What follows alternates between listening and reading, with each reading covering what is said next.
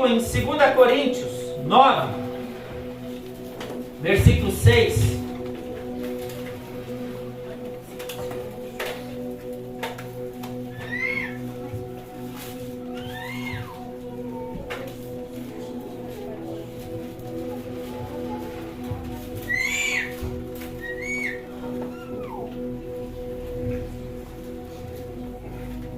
Diz assim a palavra do Senhor: lembrando vós, aquele que pouco semeia, igualmente colherá pouco, mas aquele que semeia com generosidade, da mesma forma colherá com fartura. Isso é um princípio. E esse princípio de semeadura, eu já vou continuar lendo, ele é um princípio para várias áreas de nossa vida, não somente financeira. Abra um parênteses aqui. Como que tem sido a semeadura da sua vida em todas as áreas? Versículo 7. Cada pessoa coopere conforme tiver proposto em seu coração, não com pesar ou por constrangimento, pois Deus ama o doador que contribui com alegria. Certos de que Deus é poderoso para fazer que toda graça vos seja acrescentada, a fim de que em todas as áreas, graça acrescentada, em todas as áreas, vos seja acrescentada, a fim de que em todas as áreas da vida, em todo o tempo, tendo todas as vossas necessidades satisfeitas e transbordeis por toda a boa obra. Como está escrito, distribuiu, doou seus bens aos necessitados, a sua fidelidade será eternamente reconhecida. Aquele que oferta a semente ao que semeia e pão ao que tem fome, também vos suprirá e multiplicará a semente e fará desenvolver os frutos da vossa fidelidade. Serei enriquecidos em todas as áreas de vossas vidas, a fim de que possais ser generosos em qualquer ocasião, e por nosso intermédio a vossa boa vontade resulte em ações de graça a Deus. Glória a Deus. Entenda uma coisa: tudo aquilo que Deus nos permite ter financeiramente de forma lícita, entenda uma coisa, de forma lícita, porque dinheiro ilícito, ele não vem da parte do Senhor. De forma lícita, de forma honesta, de forma trabalhadora, de forma investindo corretamente, quando nós sabemos administrar isso conforme a necessidade da nossa casa, projetando o plano de Deus sobre a nossa casa, impulsionando a missão de Deus na terra, trazendo semente, ajudando o necessitado, trazendo resposta de Deus para a terra, Deus é glorificado através disso. Como eu disse já aqui muitas vezes, quando você alimenta uma pessoa e você é uma testemunha de Cristo, você está dizendo assim, ó, no reino dos céus não haverá fome. Quando você dá uma roupa para uma pessoa que está precisando, ou até como Deus te abençoa, vai lá e abençoa aquela pessoa com essa roupa, você está dizendo assim, ó, ei, no reino dos céus haverá vestimenta, Deus cuidará dos mínimos detalhes. Quando muitas vezes Deus te direciona, vai até tal pessoa, vai até tal lar, faz isso, e muitas vezes você não tem a dimensão do que Deus está mandando tu fazer, mas você obedece a Deus. Que quando você muitas vezes chega naquele lar, chega para aquela pessoa, levando uma providência dos céus, qual que é muitas vezes a atitude dela? Glorificar a Deus. Deus nos supre. Deus traz suprimento para as nossas vidas, para as nossas necessidades básicas, para tudo aquilo que nós precisamos, para a nossa vida, para o desfrute da nossa família, mas Ele também traz para que nós sejamos uma resposta dos céus. Ser generoso é ser uma pessoa que ela não vai pensar somente em si, ela tem um coração inclinado em também ajudar os outros, a impulsionar a obra de Deus na terra. Ela se preocupa com a expansão do reino de Deus na terra. Como eu venho falando desde da ministração passada. Eu estou ministrando uma mensagem chamada Propósito e Finanças à maneira de Deus, porque existe uma maneira que é de Deus, que é dele, e essa maneira é bíblica. Como eu estava falando, existem dois tipos de pobre. Semana passada eu estava falando isso, mas qual eu devo ajudar? Porque tem aquela pessoa que é pobre por uma pressão externa, ela perdeu o emprego, teve uma enfermidade, teve uma pressão que levou a ela a uma necessidade, a uma carência. Essa pessoa precisa de auxílio, precisa de ajuda. Mas aquela pessoa que cai na pobreza, por causa da preguiça, por causa da vagabundagem, ela não tem que ser ajudada, a não ser que ela se levante para trabalhar. Se levante, eu vou te ajudar aqui, mas você vai ter que trabalhar. Se você não trabalhar, se você não se esforçar, se você não batalhar pela sua vida, eu não vou te ajudar. Não tem como eu te ajudar, porque Deus não sustenta ninguém na vagabundagem. Entenda isso. Entenda isso. Então o nosso papel de auxílio sobre as pessoas é para impulsionar, é sempre para auxiliar aquela pessoa o quê? Impulsionar, avançar, ser produtiva. Porque o reino de Deus traz em nossa mentalidade uma mentalidade produtiva, coerdeira com Cristo Jesus para ser produtivo na terra. É isso que o Espírito de Deus desenvolve em nossas vidas. E Ele deseja, através das Escrituras, nos dar habilidade para ter gestão financeira, para saber cuidar dos recursos que Ele coloca nas nossas mãos, não desperdiçar esses recursos, não ter uma vida ostentativa, mas ter uma boa vida. Ter uma boa vida não significa que eu vou sair ostentando por tudo, gastando ilicitamente. Entenda isso. A gente tem que saber andar conforme a nossa medida. Hoje nós temos muitos visitantes, muitas pessoas novas vindo. E eu sempre digo algo quando eu ministro a oferta. Amado, se você for numa igreja que alguém te pese e te constrange a ofertar, não oferte. Não é de Deus. Porque quando é do Senhor é sem pesar, é leve, não tem constrangimento, não tem coagir a pessoa a fazer aquilo. Glória a Deus. Se alguém cobra para orar por você, larga fora, porque esse é um falso profeta. Ele é falso. Assim como existem pastores genuínos, homens e mulheres genuínos, existem também falsos profetas, falsos pastores, e eles muitas vezes estão mais interessados em dinheiro do que auxiliar as pessoas. Entenda isso. Se alguém te cobrar para orar, sai fora. Isso não é de Deus. Isso não é bíblico. Amém? Amém. Feche seus olhos. Aqueles que querem abençoar essa casa, ouvir o Espírito Santo, sem pesar e sem constrangimento. Tem QR Codes atrás das cadeiras. Eu vou estar orando pelos dízimos, pelas ofertas, e logo vamos dar início à nossa palavra. Amém? Pai, em nome de Jesus, Senhor, a minha oração em cima de tudo que está sendo ministrado quebra toda a influência de mamon no nosso meio. Que venha a mentalidade dos céus, o reino dos céus, Pai. Traz em nossas vidas uma mentalidade produtiva, inteligente. Traz ideias criativas para ampliar a produtividade. Libera uma unção aqui essa noite, Senhor, de ideias que vão romper de forma sobrenatural vidas, famílias.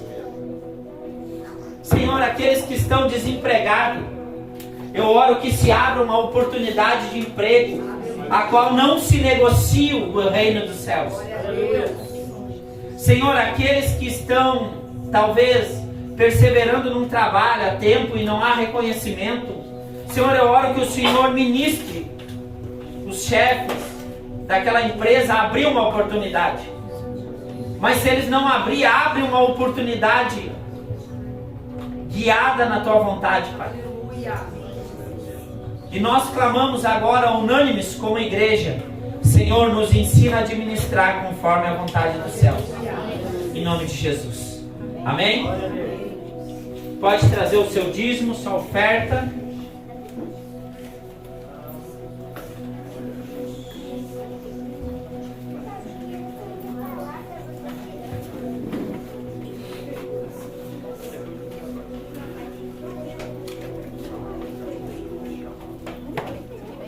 Aqueles que quiserem estar abrindo Mateus 6, já pode estar abrindo, que hoje nós vamos fazer uma imersão na ceia.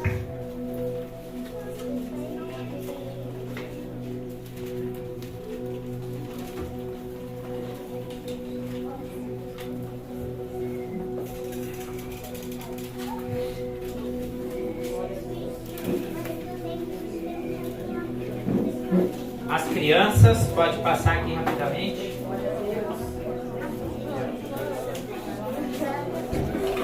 Acho que fiquei nas...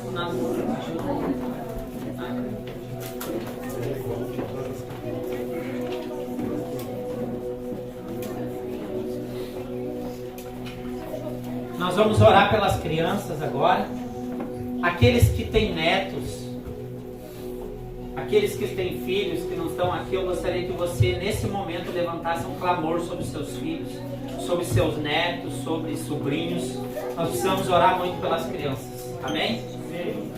Pai, em nome de Jesus, nós clamamos por essas crianças e todas as crianças que estão sendo colocadas agora, Senhor Jesus, em oração.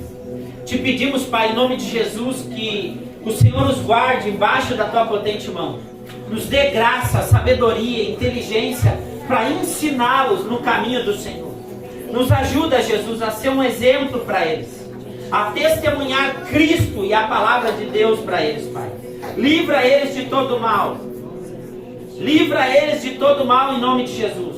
Nós repreendemos todo ataque do inferno sobre a vida das crianças, sobre os netos, sobre os sobrinhos, sobre todas as crianças que estão sendo colocadas em oração aqui essa noite. Oramos para que seja repreendida toda enfermidade, em nome de Jesus, e que eles sejam cheios do Espírito Santo desde cedo. Amém e amém. Amém, igreja? Amém. Glória a Deus. Pode passar, prof. Priscila.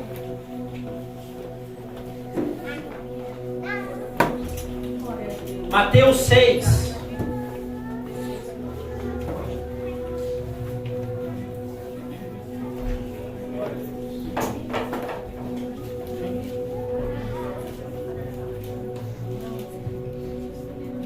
Hoje é noite de Santa Ceia. E a Santa Ceia, ela tem 3 fundamentos que ela deve ser lembrada e meditada na noite de ceia. O primeiro dele, o sacrifício de Jesus. Jesus morreu na cruz do Calvário para nos salvar, para nos perdoar de toda a condenação do pecado. Amém, Jesus. Todos nós pecamos. Estávamos destituídos da glória de Deus. Não havia um justo sequer. Não havia quem entendesse. Os nossos pés, sem a presença de Deus, correm para fazer o mal. Romanos 3 vai falar sobre isso. 1 Coríntios 11 vai falar sobre outro fundamento da ceia. Examine-se o homem a si mesmo. Examine-se. A ceia, ela é uma noite de análise, de reflexão, de como que eu estou em unidade com o corpo de Cristo e com Cristo. Se naquele momento eu tenho algo que eu preciso me consertar com Deus, eu preciso me consertar com o Senhor, e Ele vai dizer: então coma desse pão e beba desse cálice. Talvez nesse momento, nessa noite, você vai pedir perdão por algum pecado e vai ceiar diante do Senhor. Mas se a pessoa está fora desse ambiente, você vai pedir uma direção para o Senhor de como se consertar com quem Deus está mandando você se consertar. Talvez você tenha que liberar perdão. Talvez seja uma pessoa que você está guardando mágoa. E você vai ter que deixar essa mágoa, essa noite aos pés da cruz. Talvez se há uma briga entre um irmão e outro dentro da igreja, é uma noite sempre de conserto. Por isso que o Senhor deixa essa ceia, para que nós tenhamos conserto. A ceia é para isso, amados. É para nos posicionar no chamado dentro do corpo de Cristo. Entender o sacrifício de Jesus e nos preparar cada vez mais para o terceiro pilar da ceia. Ele voltará. Ela nos lembra que Jesus voltará para buscar a sua noiva, a sua igreja, o corpo de Cristo. Esses são os pilares fundamentais da ceia. Nos reposicionar dentro da presença do Senhor, nos analisar se nós estamos cumprindo o propósito que Deus já nos chamou para fazer, e fazer cada vez mais com que nós estejamos de acordo com a vontade do Senhor. Por isso que o culto de ceia é o culto mais importante de uma comunidade de fé. Por causa de todos esses alinhamentos. Ela vai tratar no nosso coração se nós estamos em idolatria. E um dos maiores riscos de idolatria, eu vou estar falando essa noite. Mamon. Mateus 6:24, me acompanhe.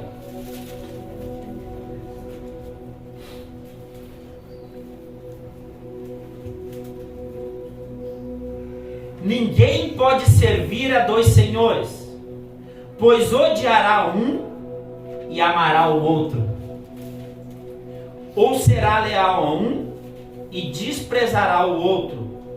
Não podeis servir a Deus e a Mamon. Mamon, ele tem como significado as riquezas, ao dinheiro, a ganância, a avareza. Muitas vezes nós só falamos na questão de riqueza, dinheiro. Entenda uma coisa, depois nós vamos estar lendo mais para frente. O nosso problema, muitas vezes, não é o dinheiro em si, mas é o amor ao dinheiro. É o amor às riquezas, é o amor à ganância, é o amor à avareza. Esse sempre foi o problema que o Senhor confrontou dentro de tudo que se fala sobre dinheiro, riquezas, dentro de tudo que ele fala sobre gestão, administração. Nós precisamos entender que nós temos dentro das Escrituras 40 parábolas dentro das Escrituras. Sendo das 40 parábolas que Jesus falou, 16 parábolas Jesus trata sobre dinheiro, riquezas, gestão e administração. 16. Quase 50% das palavras. Na Bíblia tem em torno de 315 versículos que vão falar sobre fé. 312 versículos, 320 versículos que vão falar sobre amor.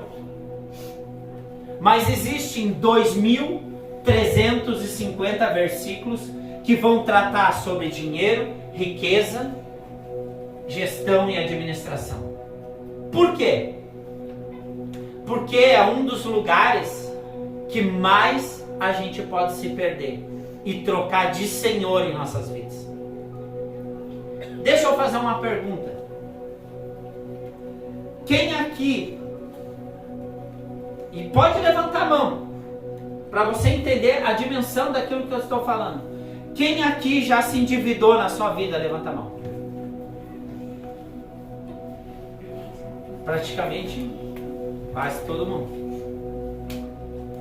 Quem aqui já entrou em ansiedade por causa de dinheiro ou por causa de conta?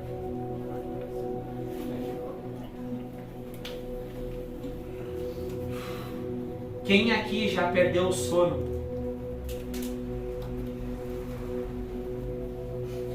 Você entende como existe uma influência? E é sobre isso que Jesus está falando. Não tem. Ou nós servimos a Deus, ou nós servimos a Mamon. Todo alerta sobre dinheiro, ganância, avareza e idolatria nos ensina quanto a palavra de Deus enfatiza sobre esse assunto, para que nós não venhamos cair em tais tentações. Amados, eu tenho quase 13 anos de convertido. Dentro desses 13 anos, eu vi inúmeras pessoas se perderem no chamado de Deus por causa da ganância, ou no desespero pela necessidade. Às vezes, no desespero da necessidade, um endividamento levava ela muitas vezes a 2 empregos, 3 empregos, aquele desespero a qual ela não tinha tempo de buscar a Deus. E quando nós vamos negociando a primazia de Deus, o que é colocar Deus no centro dele, Jesus no centro, no lugar que ele deve estar, nós entramos num lugar chamado idolatria. Uma coisa que nós precisamos entender, se nós seguirmos os princípios e mandamentos que a palavra nos ensina, nós seremos prósperos. E prosperidade, como eu falei semana passada, não significa eu ter a conta cheia de dinheiro. Não é isso que é prosperidade. O que eu falei que era prosperidade segundo as Escrituras? A ausência de necessidade. A palavra de Deus me faz manter o equilíbrio. O equilíbrio de cuidar da minha casa. O equilíbrio de cuidar das finanças, porque a parte financeira, ela afeta toda a nossa casa. Não é à toa que 40% dos divórcios são por causa de problemas financeiros. 40%. Entenda a dimensão da influência do que não é ter uma boa administração, uma boa gestão. O que provoca quais os 2 principais escândalos que mais afastam pessoas de igreja? Qual? Adultério e dinheiro. Os 2 maiores escândalos que afastam pessoas da igreja, de Deus, da comunhão, são esses 2 pecados. Um ligado à parte sexual e o outro ligado ao dinheiro. Salmo 62:10 vai nos ensinar: não confie na opressão, nem se vanglorie na ganância. Se as suas riquezas prosperam, não ponha nelas o coração. A palavra de Deus vai nos ensinar, nesse mesmo contexto de Mateus 6, que aonde está o nosso coração, está o nosso tesouro. Aonde está o nosso coração? Voltando à originalidade daquilo que eu quero ministrar essa noite. A quem nós estamos servindo? A Deus ou a Mamon? É como que o Senhor estivesse vindo nesses dias com a régua da sua palavra e nos trazendo para um prumo, aonde Ele está mostrando assim: ei, quem você está servindo? Para que lado você está inclinando? Para que direção você está indo? Por quê? Porque é do interesse de Deus de sempre nos alinhar conforme a vontade dEle. Não é o desejo do Senhor com que nós vamos sermos governados pelo pecado. Ele quer que nós o servimos por inteiro. E a única entidade demoníaca que é chamada de Senhor na Bíblia é Mamon. Por quê? Quando nós tratamos de senhorio, nós estamos falando de adoração. Então, ou eu adoro a Deus com a minha vida, ou eu, através da ganância, da avareza, do desespero pelo dinheiro, me rendo a mamão.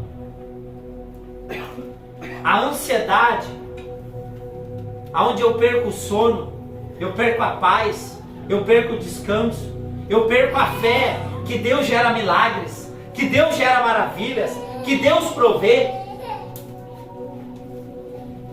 Davi nos instrui a não ser gananciosos e colocar o nosso coração nas riquezas ou no dinheiro.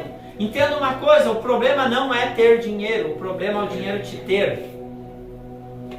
Esse é o problema. Pastor Juscelio, ele usou uma frase muito interessante, ele disse assim: o dinheiro, ele vem para ti como uma ambulância ou como um táxi? Para onde a ambulância te leva? A ambulância só vem na emergência. Sempre na emergência. Só que ela tem um destino, o hospital. O táxi é você que dá o destino para onde vai.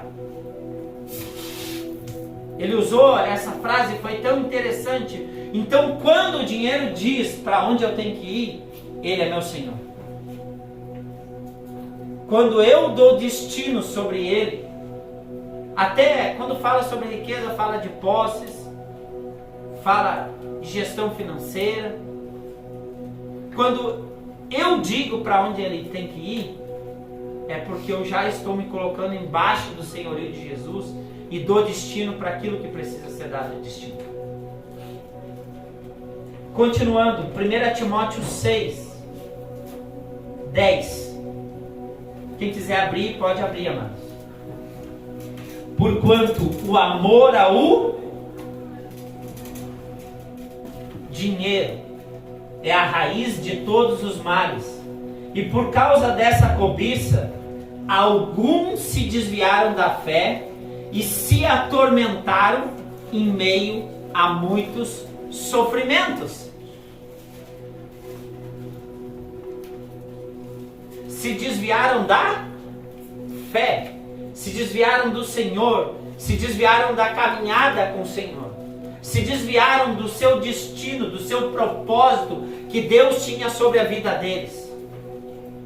Então, uma coisa que nós precisamos entender, o problema é o amor ao dinheiro. Isso é um problema. Porque o amor ao dinheiro, pode olhar, às vezes a gente conhece aquela frase assim: quer conhecer uma pessoa, dá poder a ela. Se eu prosperasse, se Deus me prosperasse, me desse condição, como que seria a minha postura? Diante de Deus, diante das pessoas, como que seria? Porque quantas pessoas a gente conhece que elas se tornam arrogantes porque enriqueceram? Elas começam a negociar a humildade, a simplicidade que Deus muitas vezes coloca no seu coração. Ou se perde por causa da questão do dinheiro. É sobre isso que a palavra está falando. E acabam se desviando do propósito original que Deus tem para cada uma delas. Entenda uma coisa, Deus tem um propósito para cada um de nós. E esse propósito, amados, sempre vai somar coletivamente. Amém. Tudo que Deus faz em mim e você, individualmente, sempre vai somar no coletivo do que Deus está fazendo. Uma coisa que nós precisamos entender, que eu disse semana passada, nós tivemos duas influências teológicas que influenciaram o Brasil a nível de dinheiro. A primeira dela, nos anos 70, aos anos 90, a teologia franciscana. Repetindo novamente, a qual trouxe uma mentalidade de pobreza sobre a nação brasileira. Uma mentalidade a qual que ter a presença de Deus era ser pobre.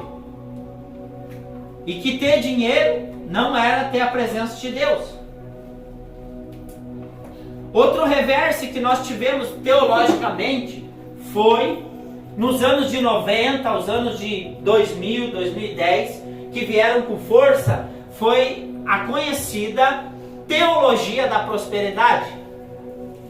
A teologia triunfalista, a qual muitas vezes me levava a ir a Deus somente por interesse naquilo que Ele iria me dar, ou barganhar com Deus, tipo assim: ei, você dá uma oferta de 1.000 que Deus vai te dar uma oferta de 10.000.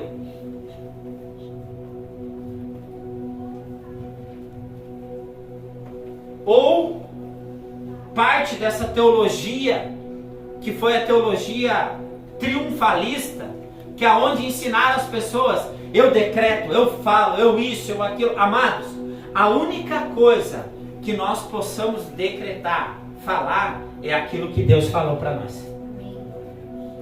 Se eu passar disso, eu estou querendo decretar coisas que Deus não decretou, não falou. Aí vem a diferença de confissão positiva e de confissão da palavra, que são duas coisas diferentes. Confissão da palavra é eu confessar, muitas vezes está orando: o Senhor me prometeu que eu vou às nações, o Senhor me prometeu que eu vou fazer isso, o Senhor me prometeu que vai salvar minha família, os meus filhos, e eu começo a orar: Senhor, eu confesso a palavra de salvação sobre a vida dos meus filhos, sobre a minha casa, sobre a minha família. Senhor, eu confesso as tuas bênçãos que o Senhor prometeu sobre a sua palavra. Mas a questão é também: Senhor, me ensina a administrar o que o Senhor me coloca às mãos. Dai-me sabedoria, dai-me inteligência, conhecimento, para que eu vou ter gestão sobre aquilo que o Senhor me traz sobre a minha mão. Porque eu vou te fazer uma pergunta: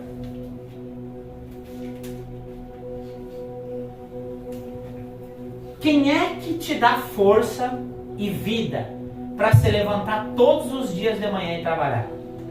Quem? O Senhor. Quem é que te dá inteligência? Quem é que te deu inteligência? O Senhor nos dá e nós devemos buscar dele progressivamente. Quem é que te deu dons para fazer as coisas? Ele.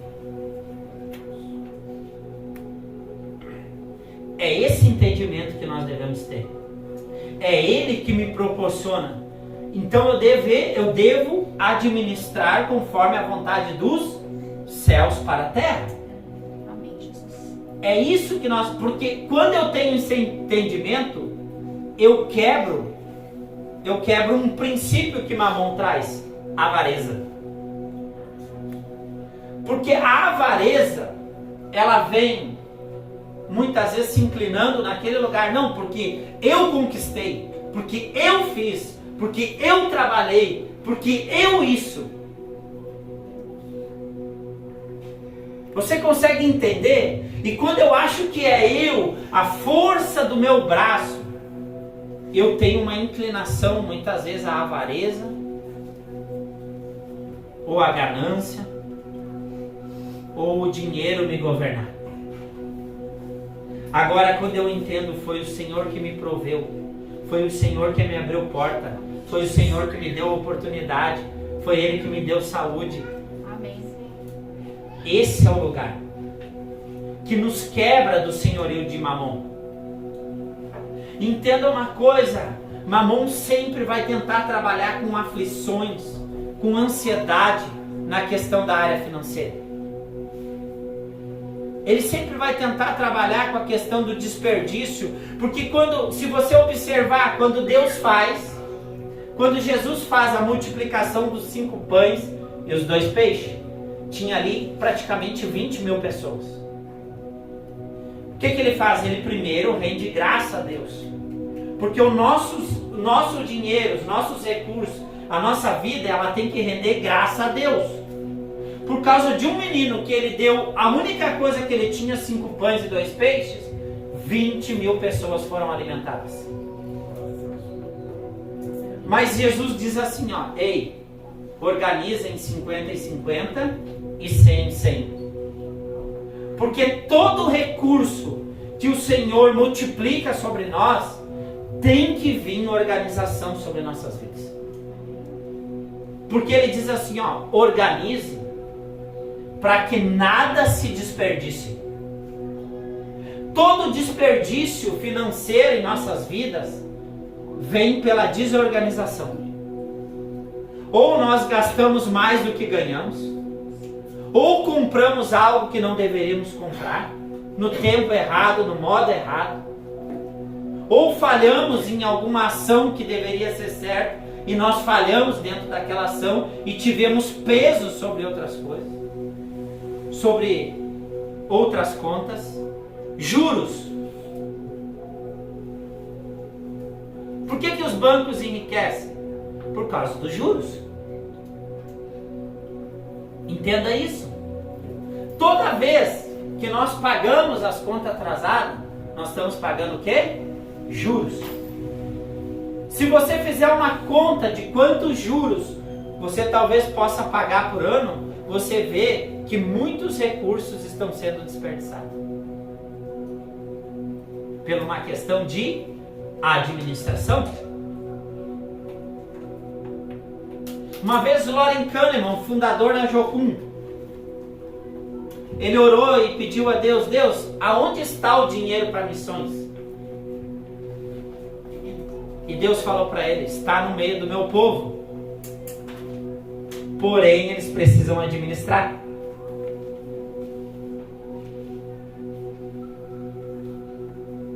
Quando um pastor, ele pega um dinheiro que é para missões, e ele usa para outro fim, ele está roubando do Senhor. Porque se aquele dinheiro veio para aquele propósito, é para aquele propósito. O Senhor deseja expandir através da sua igreja uma prosperidade para que, com que propósito? Para que nós venhamos impulsionar missões de Deus em toda a terra. Para que nós venhamos a ser uma resposta de Deus para muitas famílias, muitas pessoas que estão ao nosso redor.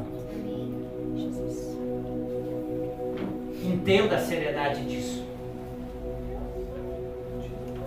Se talvez você tiver uma oportunidade, nós vamos fazer futuramente algumas viagens missionárias aqui novamente para talvez Paraguai, Uruguai ou alguns locais, mesmo aqui no Rio Grande do Sul. Se você tiver a oportunidade, vá junto. Porque quando você sente o calor do campo missional, da necessidade do próximo, o teu coração se quebranta. Quando você vai num lugar que é de extrema necessidade, você consegue ver que muitas vezes você já é enriquecido por Deus e acha que é pobre. Você consegue entender isso? Por isso que a gente tem que saber lidar com a dor do próximo. Abre comigo Efésios 5, versículo 5.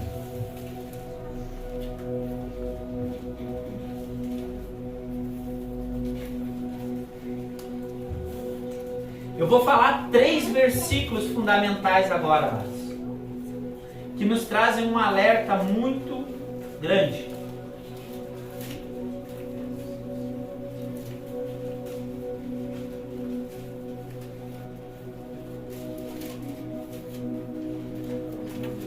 Efésios 5:5 vai dizer: porquanto podeis estar bem certos disto, nem o imoral, ou impuro, ou ganancioso, olha só, ganancioso, que é o que? Idólatra. Uma pessoa gananciosa, ela é idólatra. Que é idólatra, não tem herança no reino de Cristo e de Deus. ganância é idolatria. A ganância e a avareza sempre vão nos levar à idolatria. E o que é idolatria? Repetindo, idolatria é tudo que rouba a primazia de Deus na minha vida.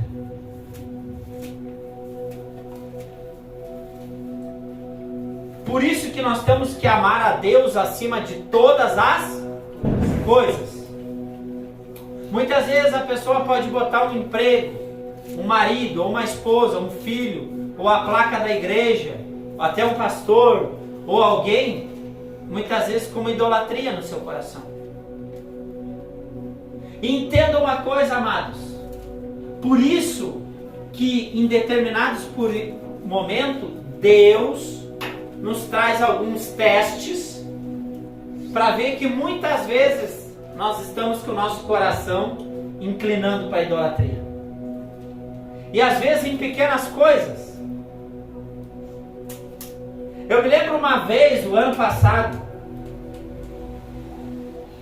eu tinha ganhado uma gandola assim, bem bonita, do exército. E eu queria uma gandola. E eu ganhei uma. Quando eu ganhei aquela gandola, me veio assim, ó, exatamente assim, ó. Você vai ofertar essa gandola para tal pessoa. Deus me deu até o nome da pessoa. E naquela hora o meu coração assim, ó. Pá, mas agora que eu ganhei isso aqui. Aí tu pensa assim, amados, foi uma gandola, uma coisa pequena. Mas na hora aquilo Deus estava mostrando assim, cuida para a idolatria não entrar no seu coração. E eu, tá, Senhor, eu vou ofertar isso aqui. E fui. E eu fui ofertar aquela gandola. E era tão interessante, amado, que aquela gandola era com um rapaz que professa uma religião totalmente diferente que a nossa. E quando eu fui lá na casa dele, eu fui dar aquela gandola para ele. Ele disse assim, cara, se eu te disser que eu estava querendo comprar uma gandola. Olha só, e eu não sabia. Eu disse assim, mas eu venho te dizer um negócio. Deus mandou ofertar na tua vida, Jesus mandou ofertar na tua vida isso. E ele diz assim, ó, que ele conhece o íntimo do coração de cada ser humano. E daquilo ele ficou olhando assim, sabe, impactado, porque aquilo foi uma forma de Deus ministrar o coração dele. De ministrar. E nós precisamos entender quando ídolos tomam nosso coração e começar a colocar Deus no centro de todas as coisas. Colossenses 3:5 vai dizer assim: sendo assim, fazei morrer tudo o que pertence à natureza terrena. De novo, o versículo acima falava sobre questão sexual e também falava sobre a questão de dinheiro. Versículo 2. O versículo esse que nós estamos lendo, o segundo versículo. A imoralidade sexual, impureza, de novo, paixão, vontades más e a ganância, que também é idolatria. Entenda uma coisa, ter ambição, ter foco em andar para frente no que Deus te falou, uma coisa. Porque aí você vai botar Deus no centro. Mas a ganância, ela te leva no foco de muitas vezes focar você mesmo. E não interessa o que está ao redor, você parte para aquele objetivo, sacrificando tudo que está ao seu redor. Você consegue entender o que muitas vezes a ganância pode fazer? Aí é traição de um amigo, traição de um irmão, sacrifica a família por causa da ganância. Ou o cara rouba uma empresa. Isso a ganância vai levando uma pessoa. Colossenses novamente apontando que ganância é idolatria. Apocalipse 21, 8. Porém, quanto aos covardes, olha só, ele está falando covardes, ou em algumas tradições tímidos, mas ali tímido está dizendo aqueles que são covardes no pregar a palavra de Deus ou se posicionar na palavra de Deus. Os incrédulos, a incredulidade me tira da rota certa de acessar o reino de Deus, por causa da incredulidade. Os depravados, os assassinos, os que praticam imoralidade sexual, os bruxos e ocultistas, os idólatras e todos os mentirosos, a parte que lhes cabe será no lago de fogo que arde perpetuamente em meio ao enxofre. Esta é a segunda morte. A gente olha aqui, idólatras. O dinheiro me leva à idolatria. O amor ao dinheiro. Entenda uma coisa. Esta série de versículos nos mostra o comportamento daqueles que não herdarão o reino dos céus e qual parte lhe será cabida. A questão é, aonde está o seu coração? Volta comigo lá em Mateus 6. Eu gosto de te pedir para abrir a Bíblia, porque isso vai te exercitando a saber onde estão os versículos, vai te exercitando a mostrar onde está o livro.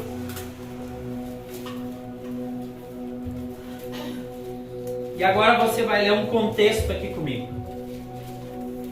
Mateus 6, 24. Porque ele é um contexto aqui. Nós vamos ler do 24 até o 34. E eu quero que você leia comigo atentamente. Amém? Amém. Todos encontraram? Não, ninguém pode servir a dois senhores, pois odiará um e amará o outro, ou será leal a um e desprezará o outro. Não podeis servir a Deus e a Mamon. Portanto, vos afirmo, não andei preocupados com a vossa própria vida, quanto ao que haveis de comer ou beber, nem pelo vosso corpo, quanto que haveis de vestir. Não é a vida mais do que o alimento, e o corpo mais do que as roupas? Olha o que Jesus diz no versículo 26. Contemplai. O que ele está dizendo? O que é contemplar? Analise. Analise. Contemplai as aves dos céus, não semeiam, não colhem, nem armazenam em celeiros. Contudo, vosso Pai Celestial as sustenta. Não tem de vós muito mais valor do que as aves? Deus perguntando. Será que vocês não têm mais valor do que as aves? E ele continua. Qual de vós, por mais do que se preocupe, pode acrescentar algum tempo à jornada de vida? A sua jornada de vida. Quem de nós pode acrescentar?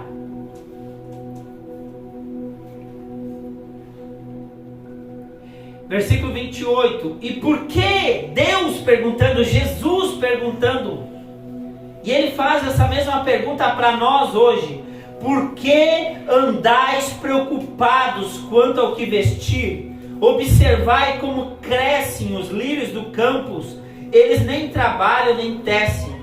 E contudo vos asseguro que nem Salomão, em todo o esplendor de sua glória, vestiu-se como um deles. Então, se Deus veste assim a árvore do campo, a erva do campo, que hoje existe e amanhã é lançada fora, é lançada ao fogo, quanto mais a vós, outros homens de pequena fé. Olha o que Jesus está nos ensinando. Portanto, não vos preocupeis dizendo: que iremos comer, que iremos beber, ou ainda com que nos vestiremos?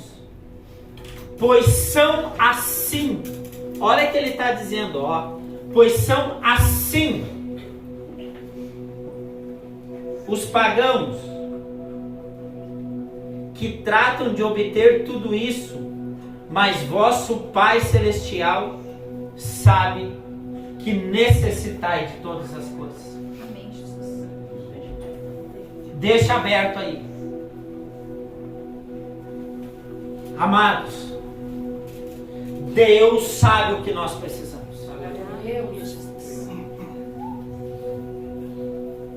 E tudo que nós precisamos para cumprir o propósito de Deus na terra, Deus quer trazer para a sua igreja, para o seu povo. Aleluia. Tudo. Mas a questão é, nós teremos sabedoria em administrar o que Ele tem sobre nossas vidas? A unção que o Senhor quer derramar em nosso meio. Há dons que Deus quer derramar em nosso meio. Há ideias criativas, extraordinárias que Deus quer derramar no meio do seu povo. Há recursos, há pão, há sementes que Ele quer colocar em nossas mãos. O que nós precisamos nos posicionar é na administração.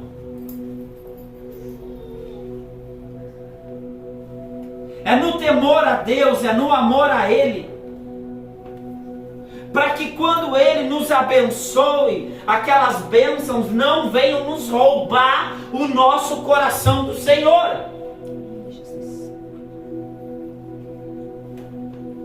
Não venham nos roubar da família que Deus tem para nossas vidas. Não venham nos roubar da comunhão da igreja, da comunhão de intimidade com Ele. Entenda isso.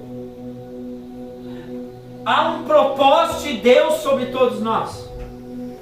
Há finanças que Ele deseja colocar sobre a sua igreja, mas nós precisamos fazer isso à maneira de Deus. Não negociando princípios e valores eternos. Não nos deixando a vaidade desse mundo, a ostentação da vida nos roubar. Porque tem pessoas que estão orando pela providência de Deus, como diz o Juliano Sou, para o seu 100º par de calçado.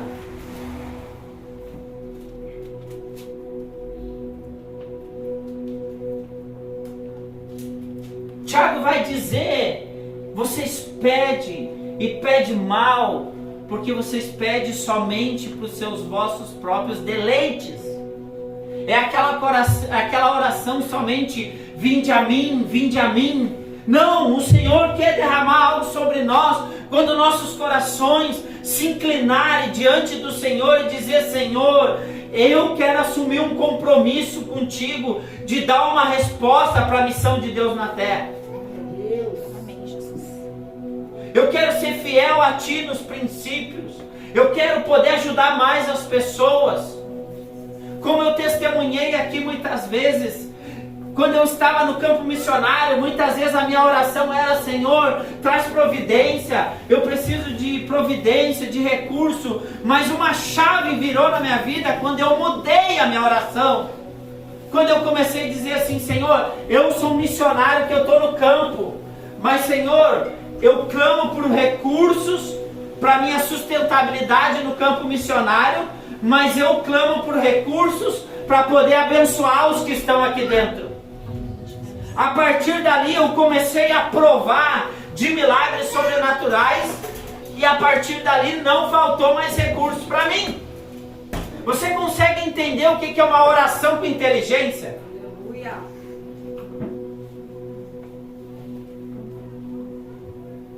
Me fugiu o nome do criador da colheitadeira nos Estados Unidos. Ele era um cristão. E ele disse: Senhor, o Senhor me deu essa ideia. O Senhor me deu esse projeto. Senhor, se esse projeto explodir no mundo todo, eu assumo a responsabilidade de investir na obra de Deus e investir em missões. Quando ele foi apresentar o projeto, quando o projeto chegou no lugar que deveria ser apresentado, no primeiro dia todo mundo olhou para ele e riu da cara dele. Ah, isso aí, primitivo. Mas quando foram começar a fazer os testes, Van Goten, eu não me lembro agora o nome dele de cabeça, eu estava lendo sobre isso, nos empreendedores de fé.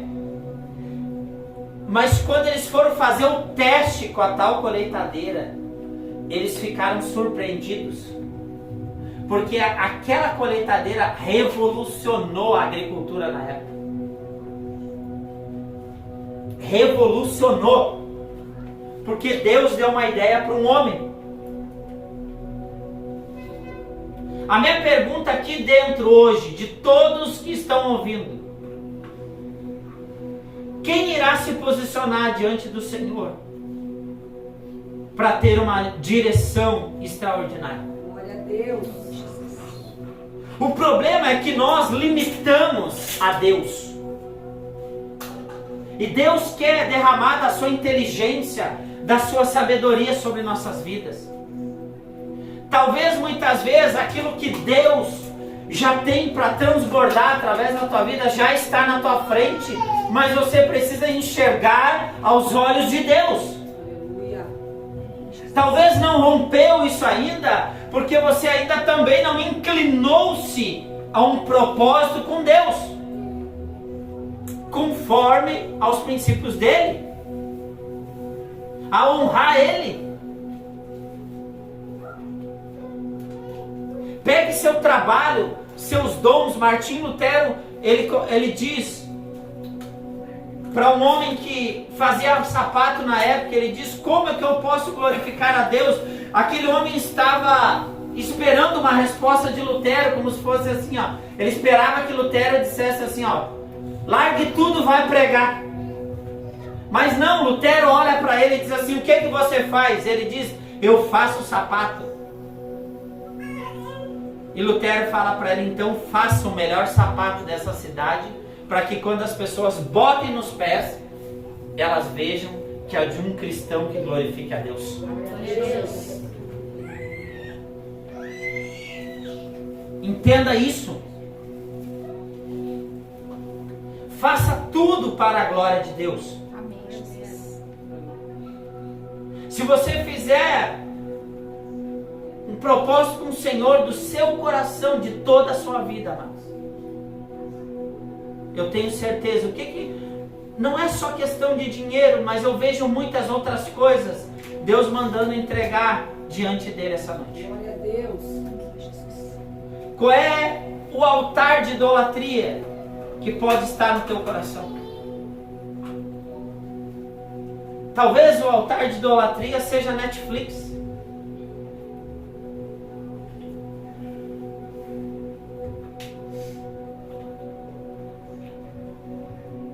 Talvez vai ser outra coisa.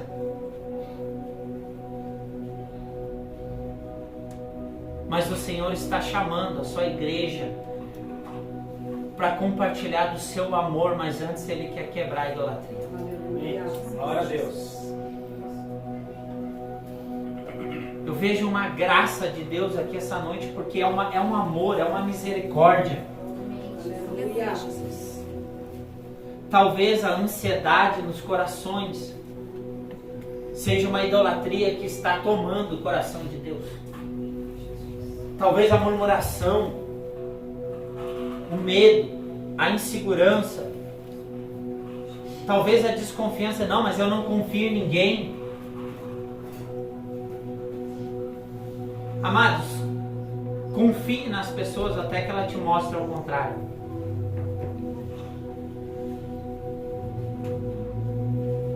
Nós somos chamados com prudência, amor e temor, dar votos de confiança, porque o Senhor nos deu um voto de confiança.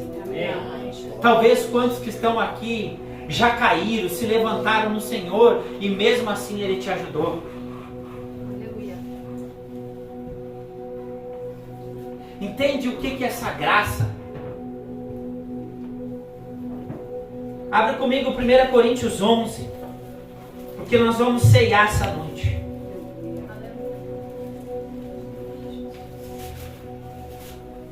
Mas antes de ministrar ceia, nós vamos entrar num profundo examinar dos nossos corações.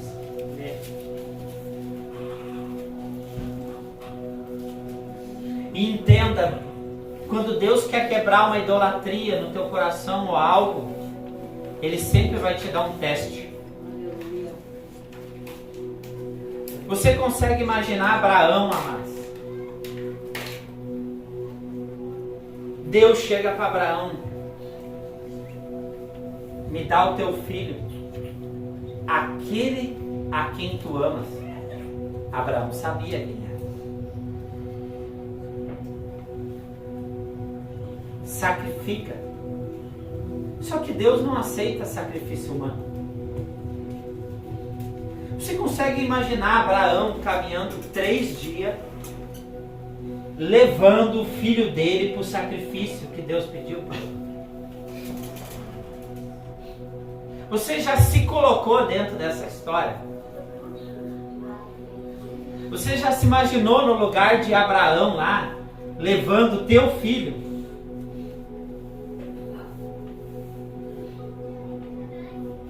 Talvez quantos de nós desviaríamos? Deus nos perguntando isso.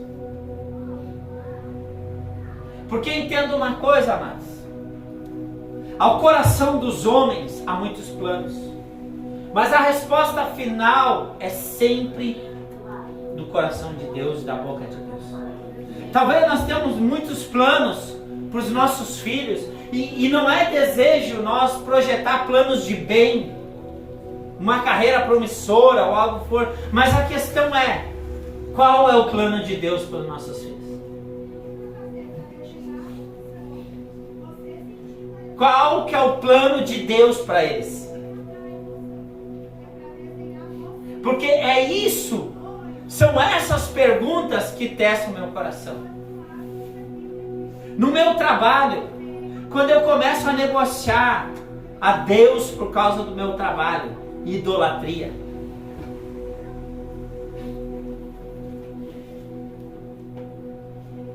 O trabalho está tomando o coração de Deus. Porque se pelo menos uma vez por semana eu não consigo me comprometer a estar em comunhão com os meus irmãos em Cristo, uma vez, um dia, talvez a preguiça para ir no culto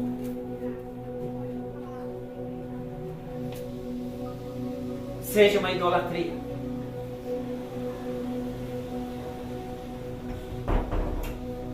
Você entendeu como se levanta ídolos no nosso coração?